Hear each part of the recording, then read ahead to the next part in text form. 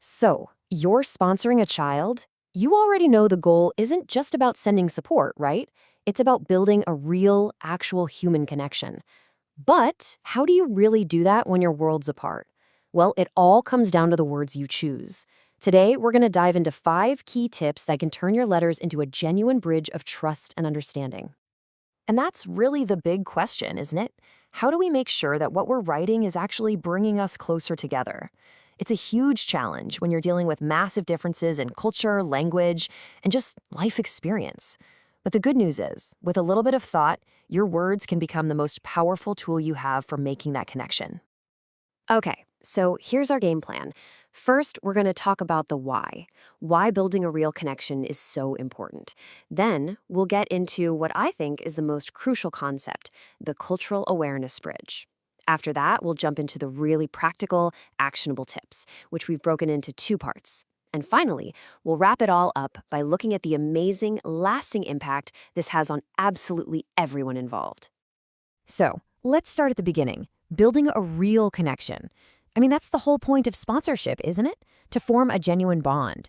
But that's also where it can get tricky. You might be wondering, how do I even start to close that gap? Look, at the end of the day, we all want to connect. It's just a fundamental part of being human. The real challenge, like this slide says, is getting across those cultural and language gaps to make that connection feel real and true. But that's also where the magic happens, when you consciously decide to build that bridge of trust. So, let's talk about the tools you'll need to build it. So, where do we start? We start with the single most important piece of the puzzle, what we're calling the cultural awareness bridge. Seriously, before you even think about what to write in your next letter, we've got to get this core idea down first. So, what in the world is cultural awareness? Well, it's pretty simple, really. It's the ability to see that your world and their world have both differences and things in common, and being able to appreciate both. You know, it's not about pretending those differences don't exist. It's about approaching them with curiosity instead of judgment. That mindset, that's the bridge. And don't get me wrong, this isn't just about being polite. The stakes here are incredibly high. As this quote points out, when you respect a child's culture, you're directly helping them build a positive sense of who they are and boosting their self-worth. Your words literally have the power to build them up. That's huge. Of course, it's not always a walk in the park. The first hurdle is the most obvious one, language and translation. But it goes deeper than that. Some cultures are very direct, while others are way more indirect, where you have to read between the lines. Plus, things like how you show respect or the roles within a family can be totally different. Just knowing that this context exists is key, so you don't misread what they're trying to tell you. Okay, now that we've got that foundation of cultural awareness, let's get into the practical stuff. Think of this first set of tips as your starter toolkit for really building that connection letter by letter. We're going to cover 3 key things to start. Why using simple language is a game changer, how to show you're genuinely interested and respectful, and finally, which topics you should probably just steer clear of. All right, tip number 1, use simple language. This might sound super basic, but trust me, it's absolutely crucial. You have to remember your letter is probably going to be translated. Short sentences and everyday words make sure your real message gets through. And definitely avoid slang or idioms. Saying something like, "you hit it out of the park," is just going to get lost in translation and create confusion, not connection. And Child Fund really hits the nail on the head here. Simple language doesn't just help the child, it also makes the translator's job so much easier, which means they can pass on your message more accurately. The result is that all your warmth and encouragement lands exactly as you intended. In this situation, clarity is absolutely a form of kindness.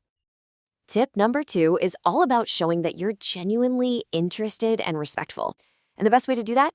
Ask open-ended questions. Instead of questions that can be answered with a simple yes or no, ask things that invite them to tell you a story. It completely changes the dynamic and empowers them to share their world with you on their own terms. And this table is a perfect example of what I mean. Just look at the column on the left. It's all about respectful curiosity, right? What's your favorite holiday? That invites them in. Now look at the column on the right.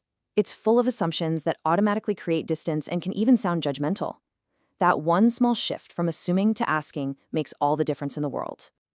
Okay, our third tip is a big one. You want to create a safe and positive space in your letters. That means you should really steer clear of potentially tricky topics like politics, religion, or money. These subjects can easily be misunderstood or cause discomfort. Remember, your relationship is about encouragement and support, not about starting a debate. All right, we've got those first 3 tips in our back pocket. Now let's complete our toolkit with the last 2. These are all about the art of sharing your own life. So the final 2 tips are all about how you share. First, how to share your own life in a thoughtful way, and second, how to personalize your messages to prove you're really truly listening. Tip 4 is a little more nuanced. You absolutely should share your life, but you've got to do it carefully. The whole goal here is to find common ground. So talk about learning a new hobby, celebrating with your family, or your favorite season. Focus on those universal human experiences, not on material things that might accidentally highlight economic differences. And this is where it can be subtle, but it is so important. Look at the difference here between positive sharing and imposing your views. Saying, "I'm learning guitar and it's tough," is a relatable story that opens a door for them to share. But saying music lessons are important can come across as a lecture. One connects and the other can create a barrier. I just love this quote because it captures the spirit of this perfectly. The point isn't to pretend you're exactly the same. It's to celebrate the fact that you share a common humanity and that you have wonderful, unique differences. Your letters can be a place where both of those things are true. And finally, tip number 5, personalize your messages.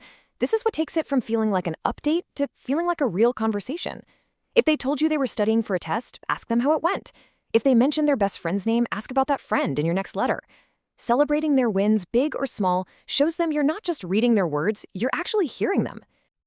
So, we've gone through all 5 tips, but before we finish, let's just pull back for a second and look at the big picture. Why does getting this right matter so much? Well, the beautiful thing is that the benefits go both ways. For the child, feeling truly heard and respected helps build their self-esteem and creates a bond of trust with a supportive adult in their life. And for you, the sponsor, it's this incredible chance to grow, to gain a real appreciation for a totally different culture, and to form a connection that can be inspiring for years. It genuinely makes both lives richer. So, I'll leave you with this one question to think about. After everything we've talked about today, what is the first new thing you're going to try in your next letter? What's one new way you can start building that bridge, one word at a time? Thanks for taking the time to explore this with me today.